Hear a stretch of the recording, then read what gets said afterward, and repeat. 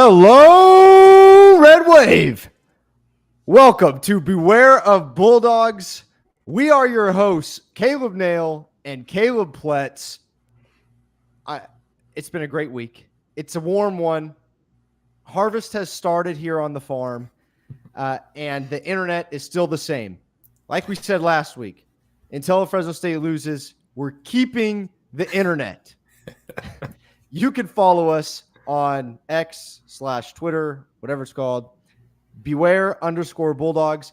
You can follow my good friend Caleb Pletz at CMP Go Dogs and myself at Caleb_Go Dogs. Caleb, first things first, tell me how was your week, man? Week was good. Lots of fall camp updates, which is definitely getting us excited for the football season coming here. So very exciting about that. Did a lot of projects around the house this weekend. It was not a relaxing weekend. It was a busy one, and wasn't planning on it, and ended up, making 3 trips to Home Depot and painting stuff, hanging stuff, and it was a whole ordeal. But we finished every project we started, which is important. That's unbelievable. That is exactly. Unbelievable. It definitely got some help from my father-in-law, so I appreciate that. There it is. There's it. Yes, so I had some help there, but we finished everything, and it was good too because I know that once football season starts, there's a low priority that any of those projects were getting done. So it was kind of a realization, like, you know what, we got time here. Let's finish things up here before the real work starts in football season. Yeah, we turned on the NFL preseason, and we're going to talk NFL preseason today. And my wife looked at me and said, "Are you serious? Football's already on?" I said, "It's over, babe. Sorry, it's on." You can follow us live on. We're live on Twitter, but you can follow us on YouTube. Beware Bulldogs. We go live on Twitter and YouTube every Monday at 7 p.m. If you're here now, you don't need to know that. But for the people that follow us on podcast stuff, we are live on Twitter and YouTube, 7 p.m. on Mondays. That is going to change, by the way. Once the season starts, we will be going 3 days a week. We will be going live on Sunday nights. I'm sorry, I know we got Sunday night football, but we want to get in our recaps as soon as we can. So we will be going live on Sunday nights so that you guys can let us know. We don't want you to sleep on what has happened on Saturday for too long. We want to get the fresh stuff right away. So we're going live Sunday nights, and then we're doing previews and a get to know with the other team sometime during the week. Can't tell you when that's going to be because that's all on the other person that we talk to. And I'm really looking forward to like our live recaps on Sunday nights, because like I'm really hoping that we get a ton of interaction in the chat, and so I'm really looking forward to that this season. So if you're in the chat, you have questions, let us know. Caleb's in charge of Twitter. I'm in charge of YouTube. You can blame whoever misses it. There you go. Today, pack show for you today. We're talking the first scrimmage that happened this past week. We have a new commit. We're talking preseason, Bulldogs in the NFL. And then we have just a little fun segment at the end. We're going to talk about schedule, games we're most excited for, and a game or two we are most worried about. I'm really excited for today's show, Caleb. Let's do it. I'm not going to waste any more of your time. First things first, Caleb. Scrimmage number 1. We're told that it's hard to get judgment based off of these scrimmages because they do a little bit of 7-on-7 work. Tedford said they did a little bit of 2nd and 7 work going into 3rd downs, and then they played some sort of game, offense versus defense. They had some sort of scoring. Hard to score. But I want to start on the offensive side of the ball. We heard, and we're going to hear until September 2nd, that the quarterback battle is very close. That's all we're going to hear from here on out. I will tell everyone this. There was an interception. There were 2 interceptions by Logan Fife, 1 in 7-on-7 on an out route. Cam Lockridge would have taken it to the house. And the second one wasn't Fife's fault. The wide receiver, I believe he fell, if that's correct. But there's that. And then we have Keene, and what we heard, the first second and third string guys got all the same amount of reps. So there's a lot to go around. If you guys were there, let us know what you saw in the comments. We're happy to talk about it. And Caleb, let's get started. What are your thoughts based off of let's just talk quarterbacks for now, based off of scrimmage number 1. And I know it's hard. You can't take a lot from scrimmage number 1. Yeah, I think, I'm not surprised that I guess we can glean that Keene probably has the edge right now. I mean, I know that, like we've mentioned, it's a scrimmage, it's scripted, different situations. The coaches are trying to put different positions in certain situations where they're going to have to react to, certain pressures or schemes. And so, a lot of it is, kind of scripted because the coaching staff is trying to still figure out depth chart. So, but it definitely seems like Keene is kind of pulling away here. I know that it's kind of hard to knock Fife for throwing a couple picks when we know how good our defense is. But, I think, something that's been talked about is, Tedford, who he's going to rely on. I think I heard Paul Loeffler say this on the radio with Tony D was, he's going to pick the quarterback that he trusts the most. And so, who is going to be able to take care of the ball and run the offense. And, if Fife is turning the ball over more than Keene is, I think that puts the edge to Keene. So that, I guess, is early indications. Yeah, and things can change. Mm-hmm. So I would say that Tedford would say, I reserve the right to change my mind anytime I want. So, we should mention that this defense is unbelievable, and it's going to be hard to do things against this defense. Anything. The one thing that I guess there's only one thing that worried me, and that the offense came out slow. And we are prone to doing that. Mm-hmm. Even last year with all the weapons we had.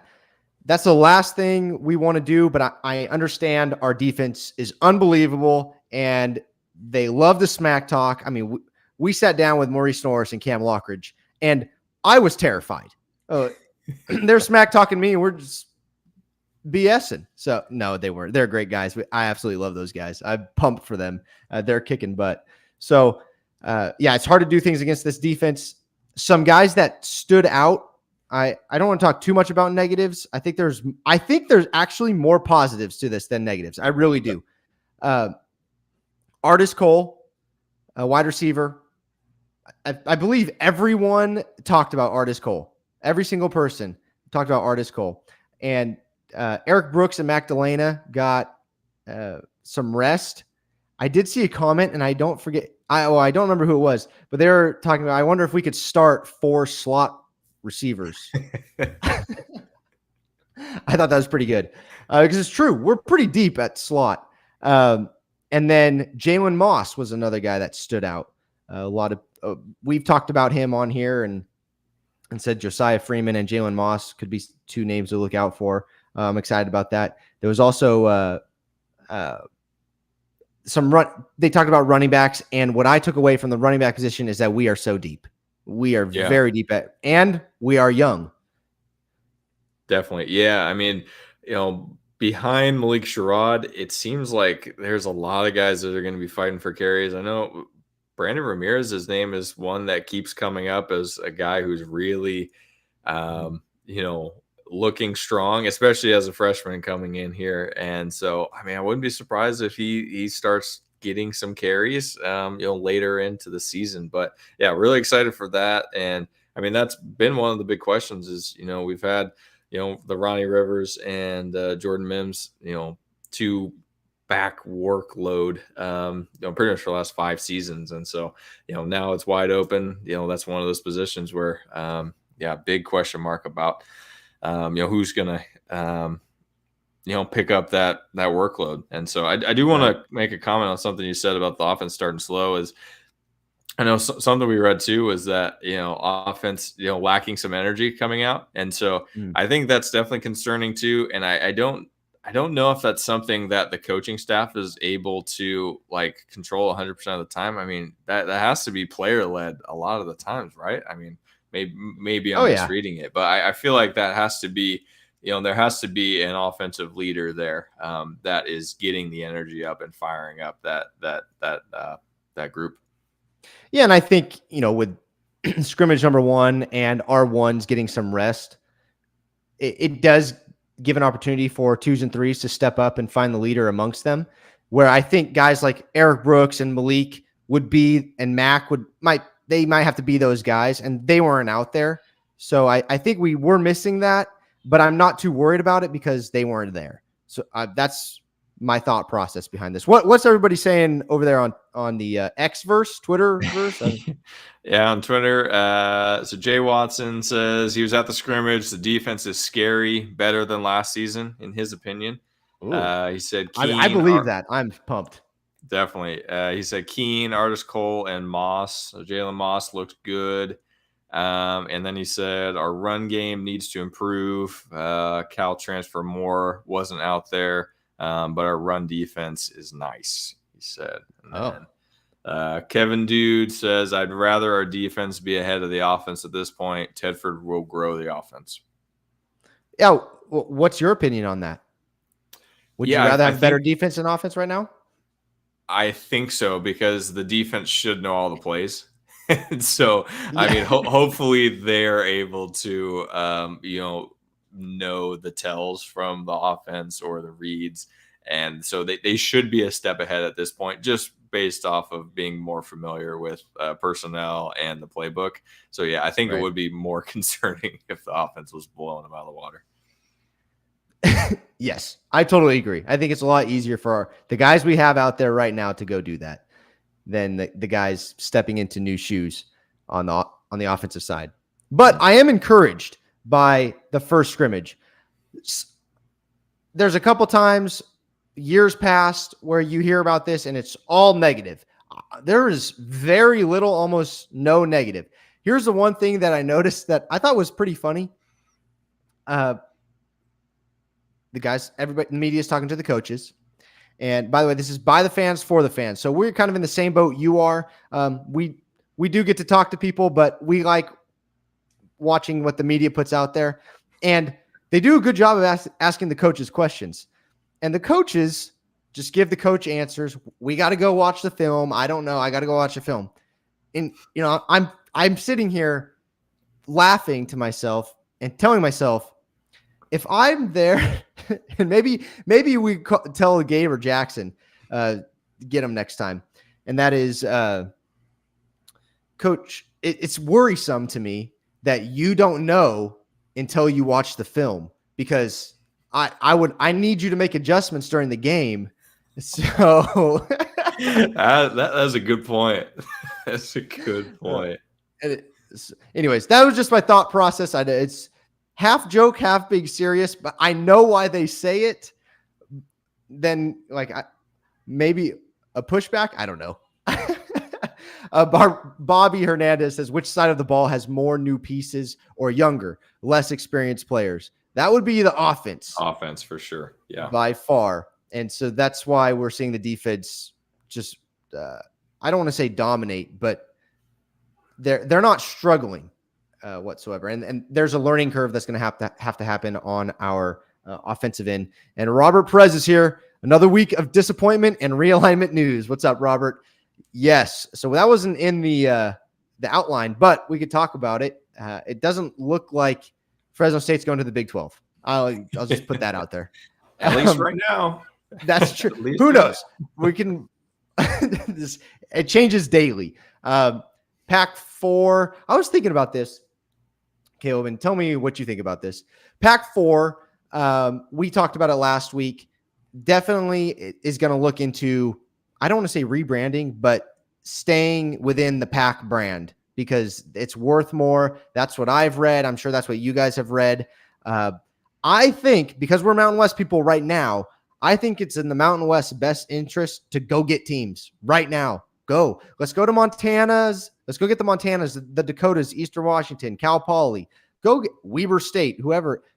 Go grab them right now so that you have something to work with. I mean, everybody else is playing big conferences. Let's join the club, and then you have just I'm thinking Gloria Navarez. You have Fresno State, San Diego State, Colorado State, Boise State, all these schools talking about leaving.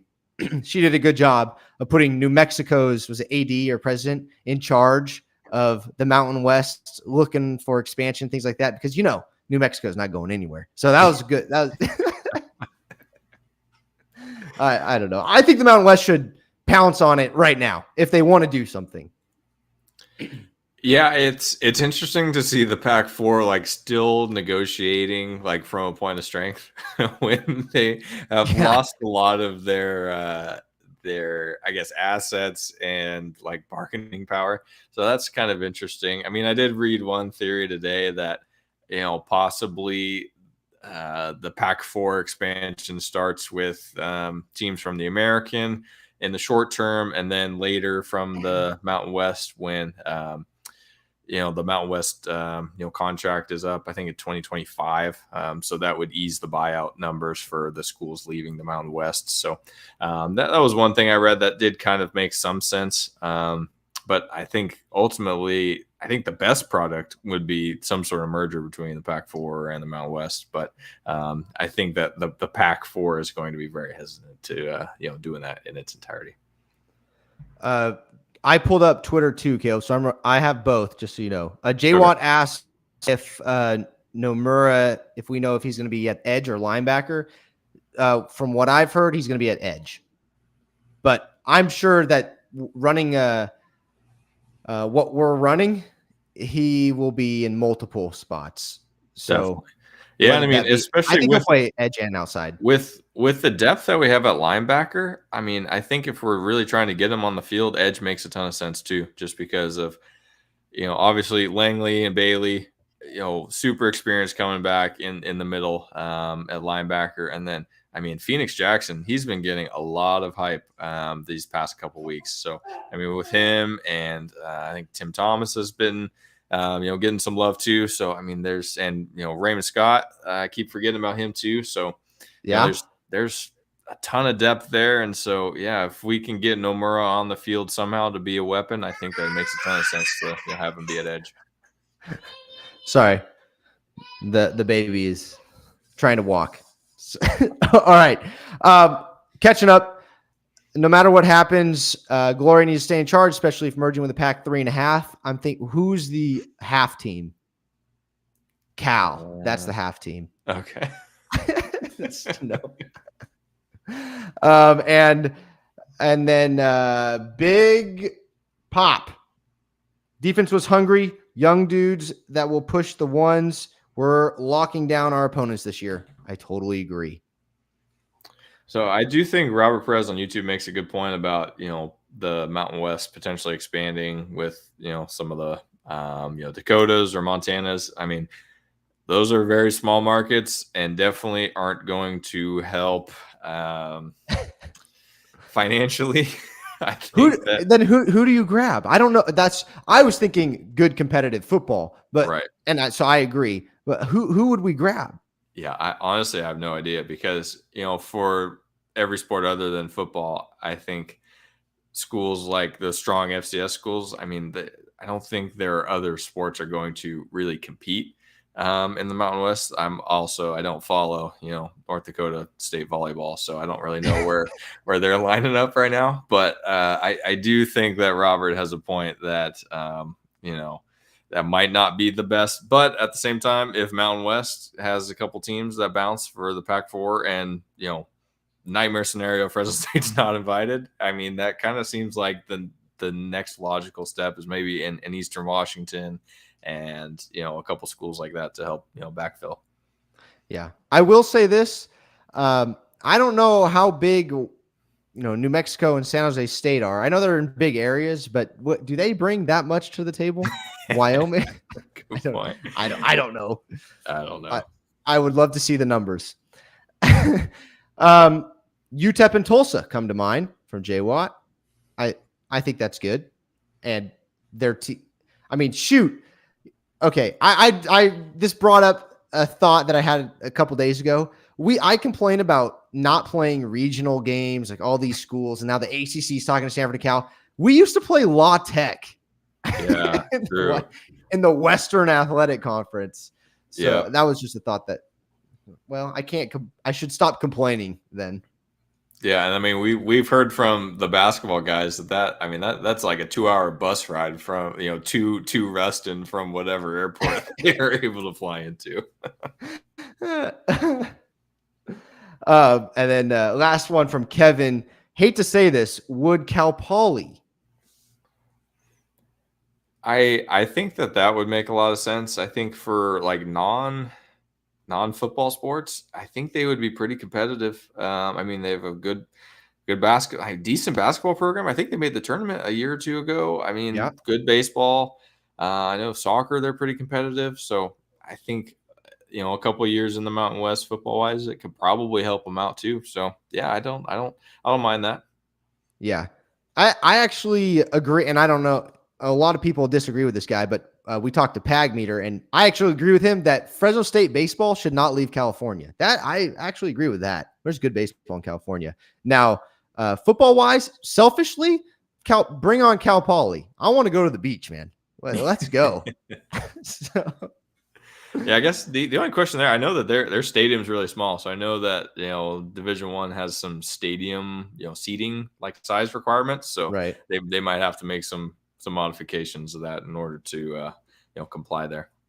I was just there, actually. We walked on campus, and I stopped and watched a little bit of practice at Cal Poly, the Cal Poly boys, and they were smaller, that's for sure. But it's a fun stadium. It's nice and pretty. So I don't know, and the weather's always nice. All this talk about super conferences makes me think, if the WAC never broke off, would it be a Power 5 conference today? To be honest, I don't even remember who was all part of the WAC. Yeah, I mean the old WAC. I mean, yeah, La Tech. Was BYU ever in the WAC? I think it was. I don't. Was UTEP in the WAC? I think so. Okay, yeah, that's obviously before our time. So, I mean, I remember us being in the WAC. Yeah. Paul Pinniger is what got me into Fresno State football, and that was WAC time. So, old WAC plus old Mountain West, that would be the big one for sure. Yeah, I mean, TCU and Utah were old Mountain West, so definitely, if those two teams are in play there, I think that would be a compelling conference. Yep. All right. Let's move on to the new commitment. That's Jace Nixon, tight end from Liberty High School in Bakersfield. Was Liberty High School where Colin Kaepernick went? Kaepernick's from like Turlock. Oh, yeah, that's right. North. He's from up north. Yeah. North. Okay. That's right. Duh. All right. So I thought there was somebody that went to Liberty that we didn't get. Is that true? I'm sure there was. Somebody in the chat knows. Somebody fill us in, but yeah, I mean, historically, Bakersfield has been a huge pipeline for Fresno State football. I mean, obviously the Carr brothers come to mind there. Ryan Matthews, I think, was from Bakersfield too. So, I mean, and the list goes on and on. Lots of guys that we should remember that we aren't. But yeah, I think this is huge, and expanding the Valley footprint for recruiting, I think, has been a theme of this past cycle. I mean, especially marketing wise too. I mean, Fresno State Athletics is putting up billboards in Sacramento, which I saw was kind of pissing off some Sacramento people, which was really funny. But I think the footprint is expanding, and I think Bakersfield needs to be one of those pipelines for Fresno State football. I agree, and I'm looking at the tangibles. Jace Nixon, 3-star, 6'5", 220. Jeez Louise. Big boy. That's a man. Our tight ends just keep getting bigger and bigger and bigger. Our tight end room is loaded. I can't believe it. So, I mean, shoot, we actually have a car playing tight end as well right now. So, yep. I'm excited for it. We are wide receiver U. I believe we contend for QB U, no doubt. And now we're going to be tight end U, and give it a year. We're going to be tight end U. Yeah, I mean, especially if this year, if Trey Watson's able to, put a statement year together and, make a name of himself, I think that would definitely help get that ball rolling, because I know we both are pretty high on Trey Watson this year. Just as all around tight end. I mean, he can block and he's a really good pass catcher too. So that plus, I mean, we have 3 freshmen tight end, on the year that came in from the last class, and another one coming in too. So, I mean, we're definitely gonna be deep at tight end for the next couple of years. Kevin said he thinks someone from Liberty went to Boise. So that's maybe that's what I'm thinking about. Michael also said Jordan Love, ? Oh, maybe. Yeah. Okay. Off topic from Jay Watt. I mean, this is we are always off topic, so bring it on. Purdue's wide receiver. Oh, I heard this. Jamal Ederine tore his ACL last week, out for season. Hate to see it. Yeah, I hate to see it. If a player is going to get injured, and we don't want any players to get injured, but if they do get injured, I'm hoping they're just out for the game that they play against us, and then they come right back. But that is a bummer, and it changes things. I know we're gonna have in-depth the week of. We're gonna be talking Purdue all week, so that's gonna be a lot of fun.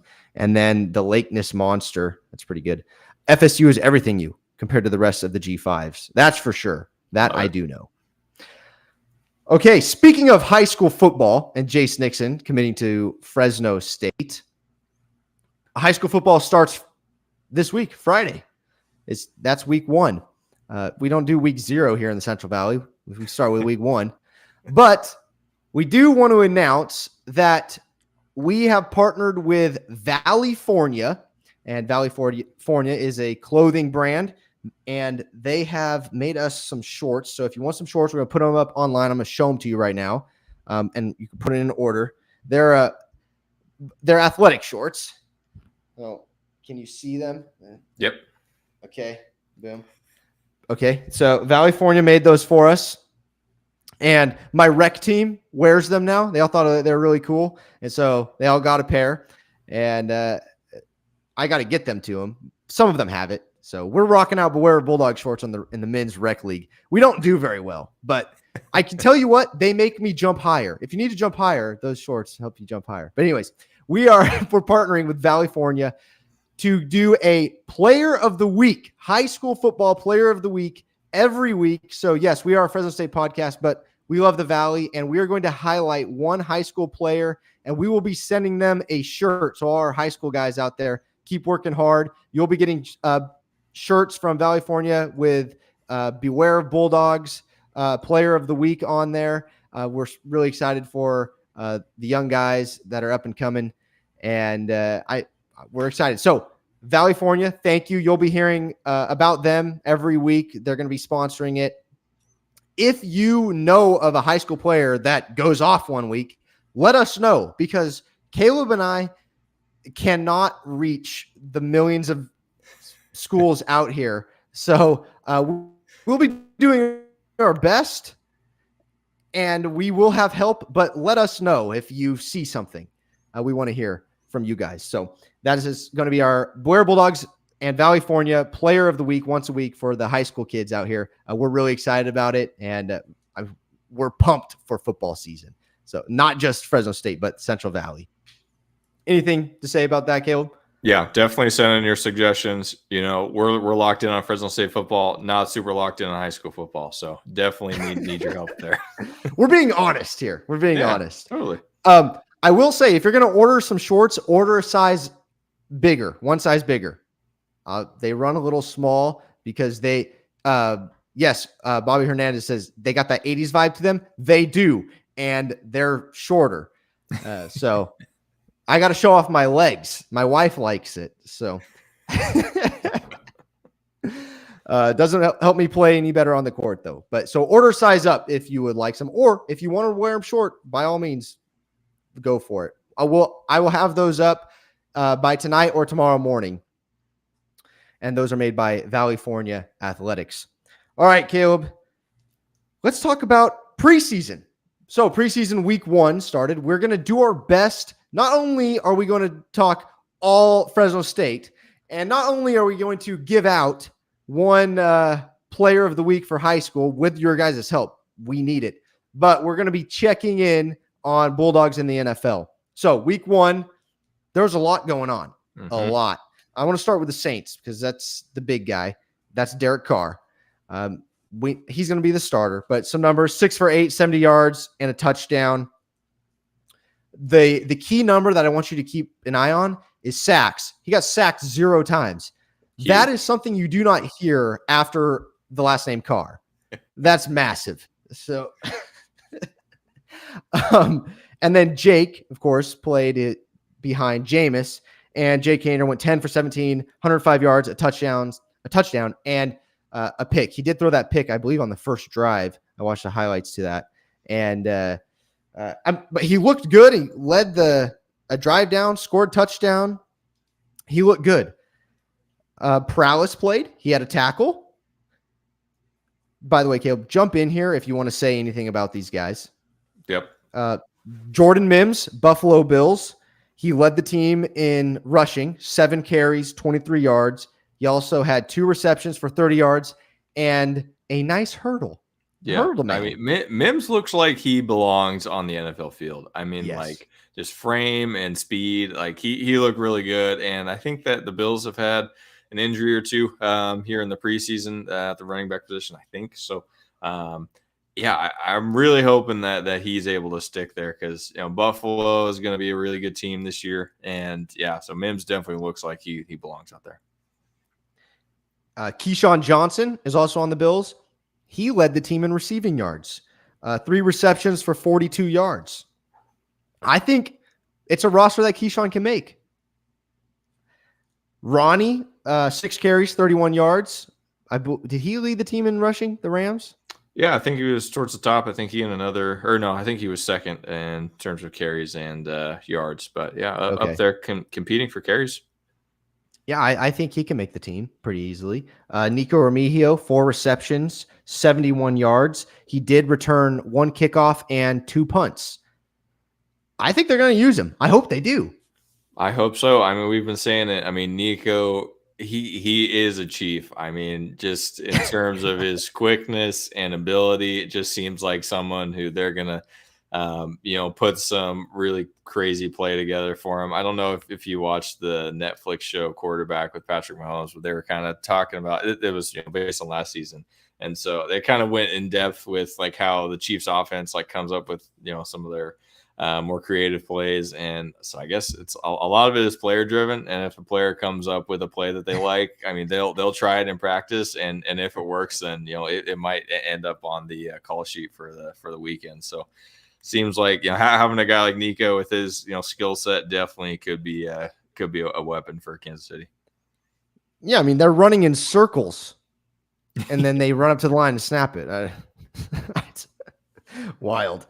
And then the last thing about NFL Bulldogs is Michael Walker was released by the Falcons, which blew my mind. And we were talking about it before we went live. Caleb, you were telling me that PFF graded him low. And so the guy that wrote the article said it was understandable based off his PFF grade. But I am not a a numbers guy. So when like Kapler and the Giants guys and the baseball and football guys all go stats on me, I'm like, I just feel the game, bro. Come on. It sounded hippie there. But anyways. Use your eyes. Yeah, exactly. But immediately the Chicago Bears picked him up. I think it's a good fit for him. I believe they need him. It's unbelievable though. I had no idea that the Falcons had any room to cut a guy like that. I don't know, but the Falcons don't make sense. They're not good. No, get off that team. Exactly. Much rather get him in a better team where he's got a chance to compete for championship. Yeah. Anything on Twitter? Let's see. Jay Watson said his best throw was a rollout 20-yard laser, perfect throw. I'm guessing that was talking about Jake. I think so. Yeah, I believe so. And there's one on here updating us from number 24 Fresno State. Old school whack, I believe. BYU, Air Force, New Mexico, Colorado, State, Rice, Fresno State, SMU, Hawaii, TCU, San Diego State, Tulsa, San Jose State, Utah, UNLV, UTEP, Wyoming. Wow. That's a big conference. Holy cow. Yeah. That's a fun one. I'm down. It was at 96 to 98. Okay. Well, thank you. There we go. Now we actually have a stats department working for us. Yeah. Don't ask for any money, guys. We don't make anything. Well, if you sell something, you can take commission. That's fine. All right, Caleb. We wanted to talk about the schedule a little bit, and we wanted to pick a couple games, and you guys can throw it in the chat too. But I want to start with the game that you are most excited about. So now teams are solidified, not depth chart wise, not the two deeps, but they're done transferring. We know what each team has. What team are you most excited about to play? So besides the opening week, because football's back, I'm not going to pick that one. I'm most excited for week 3 at Arizona State. I think it's huge just for one regional aspect of college football. I think we're still kind of barely holding on to, the traditional college football that we grew up with, and, hopefully playing schools around you. So really excited for that Power 5 opponent that Fresno State can definitely beat. I mean, I'm looking forward to our get to know with, whatever, people we find from Arizona State, because, I mean, talk about a program that's been through some turbulent times. I mean, big question marks there across the board with personnel and coaching staff that they have brand new. So I think there's going to be a really good crowd from Fresno State making the trip there. And I think it's definitely a winnable game for Fresno State and will be huge for hopefully building some momentum going into conference play. Mm-hmm.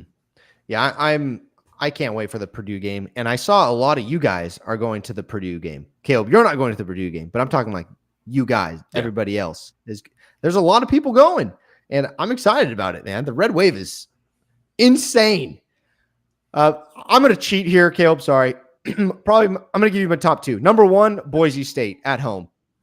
Most excited about that game on CBS Sports Network, November 4th, 7 p.m. kickoff as of right now. I think Boise is, how do I say this? I do think they're one of the tougher teams on our schedule, but the media has hyped them up so much and has forgot about everybody else in the Mountain West that I would just love to kick their butt on Green V Fest night.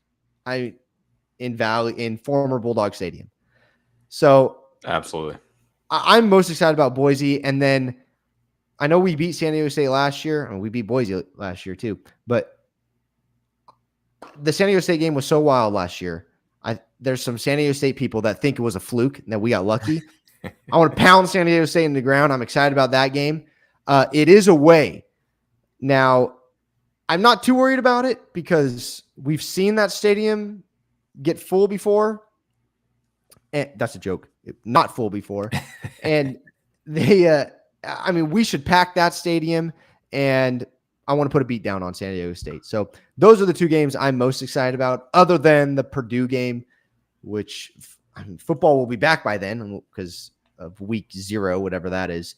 But it's Fresno State. The season officially starts when Fresno State plays a game. That's right. All right. Now, got to get serious, Caleb. I was serious about that. But the game you're most worried about? So I think that the game that will probably be most telling of how the team is at that time, I'm going October 7th at Wyoming. So it's first conference road game. Wyoming's supposed to be really tough on defense this year. And, Fresno State has an unproven offense. Like we've talked about, Fresno State's defense should be stellar, but you can't win if you don't score. And so I think going into Wyoming, where some crazy weather can happen and, sometimes tough travel to get there, and they have a tough defense, I mean, I think that's really going to show us, where this team is stacking up and, how well really conference play is going to go, because, open up conference play at home against Nevada and then going to Wyoming. So I think that'll really tell us, how this team is set up for success or failure. Right. My two games. Sorry. Number one, Arizona State. And the reason being is because I don't know anything about them. The unknown is a little bit scary, right? So that's why. I believe, did they lead the nation in transfers coming in, or I think were it was close like to it? in the 40s, I think they took in. Yeah. Which is crazy. Unbelievable. Now that's a tough task, but if we've learned anything, is that you can turn, Fresno State fans have learned anything, you can turn a program around in 1 year through the transfer portal and a coach. So I don't know anything about this coach, about the players transferring in, haven't looked into it too much, but because of the unknown, I'm a little worried about that. We do know their offensive line coach, and so he's probably going to substitute him guys all game and never have any consistency in the line. Oh man. Yes, that's true. The other one that I'm worried about, and this is half joking, but I'm also a little bit worried, is actually UNLV at home. For the past couple years, every other year we get UNLV at home, and we never play them well at home. That's true. And UNLV has weapons. Doug Brumfield is an athletic quarterback who can make some plays. Did I like UNLV getting rid of their coach? No. I would be more worried about them if they had Arroyo. But at the same time, they have a good coach there. He's done a lot of good things. They had good transfers come in. I think UNLV might be a sneaky game that we're not talking about. The guys will be ready, but UNLV might sneak up on some teams this year. So definitely, I just wanted to throw that in there. It seems like they play us harder at home than when we're at UNLV. It seems like, I don't know. Maybe that's just my fan brain talking, but it just we've seems like talked to guys. Yeah, and they said we just can't put them away. They just stick around. We have a couple turnovers, and all of a sudden, it's only an 8-point game. We've talked to guys that played in Allegiant, like Mo and Cam, and it's musty. Allegiant Stadium is no fun to play in. And if that's your home and you're practicing in there, and forget about it. I don't want to be there. I'm not playing well at home. Put me out in the sun in Fresno and we'll play well. Yep. All right. Let's get to everybody in the chat. Yeah. Jay Watson says, let's make San Jose and San Diego State home games. Yes, definitely doable. Kevin Dude said he's going to the Wyoming game also. That's awesome. And let's see. Kevin also says San Diego State Stadium is such an odd place to play. Have we ever won easily there? I think we played 2 years ago on Thanksgiving Day. I think we routed them pretty easily, I think. But before that, usually it's a bit of a grind. Yeah, no, neither of us mentioned being worried about San Jose, which I see a couple guys did put down. Why didn't you say San Jose? I don't know. I guess I'm just never intimidated by San Jose State. We beat them at home last year with Logan Fife and just kind of a battered and bruised team. And so I think if that team can beat San Jose State, I think Jeff Tedford coach team should be able to handle San Jose State on the road. We know their crowd's not going to be a factor, even though they have a nice stadium that they recently renovated. So I'm not really worried about that. Their offense should be good. Cordero is dangerous, but Coach Coral showed that, we can put a stop on him last year. So, yeah, I guess just based off last year, I'm not super concerned with, going into San Jose State and, not being able to come out with a victory. It's a good point. I didn't think about that. I forgot about last year and how we took care of them with a beat up team. Anything else on here? Jay Watt said, everybody go join the Mountain West Trash Talk page on Facebook. And then over here on YouTube, a lot of Robert, he can't wait for Arizona State. He wants to kick the what out of them. And the reason being because they're going to the Big 12. I think that's a great reason. Beat up a quote Power 5 team. You want those schools here? Take them as they're crying back after we beat them.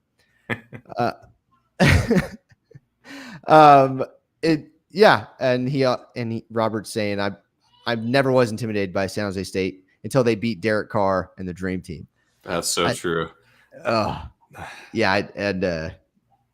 Kevin says the same thing. Worst loss ever. So we talk about San Jose State. It's the first thing that comes up is the loss of 2013. That was brutal. And then the beatdown in the Vegas Bowl and against USC. That was rough too. It was. So, Bulldogs Bob is here. He's worried about Utah State. We didn't talk about that.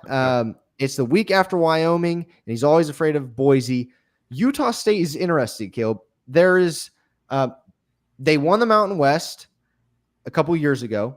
Mm-hmm. Last year, where are they now? Is one type of deals. Don't know where they're at. But we hear that they're going to be competitive this year. Another one of those teams, like there's this unknown factor to Utah State. We don't go play in Logan a lot. I don't remember the last time we played in Logan. And he says it's a short week after Wyoming too. It's on a Friday. So yeah, exactly. I think that turnaround is really interesting because going to Laramie, coming back, short week going back to Utah State is definitely going to test the team to see how well they're able to, put together a game plan on a short week. Mm-hmm. Caleb and I are not making any predictions yet. Predictions will be the week before the 2nd. So is that 2 weeks or next week? I don't have the calendar. At least 2 weeks. Today's Okay. the 14th. So it's got to be. Okay. Least. Yeah. Perfect. 2 weeks. Yeah. 2 weeks. So official predictions will go in there. And I'm not making a promise. Any promises to put a loss on the schedule. This is the official fan podcast of Fresno State. I don't remember the last time Fresno State had a loss, right? I mean, we're on a 9-game winning streak, so exactly. I don't see that ending anytime soon. We'll just say all right. Caleb, I have nothing else on the outline for us today. We covered it all. We're almost 50 minutes in. I will let all you guys get ready for bed. Reminder, I'm putting up shorts. We are now partnering with California to do a player of the week once a week. So if you know high school players and they do well, send their stats our way and tell them this is my vote for player of the week because we need your help. So thank you for all the support. You guys were all over the chat today. It's wild. This is your show. It's by the fans for the fans. You let us know what you want to hear, what you want to talk about. We're happy to talk about it. So thank you always for the support. We will talk to you guys on Monday. And anything else, Caleb? Last chance? No, that's it. Follow us on YouTube. Follow us on Twitter. Those are probably the two best, I guess. We're not super active on Instagram, but you can follow us there too if you want.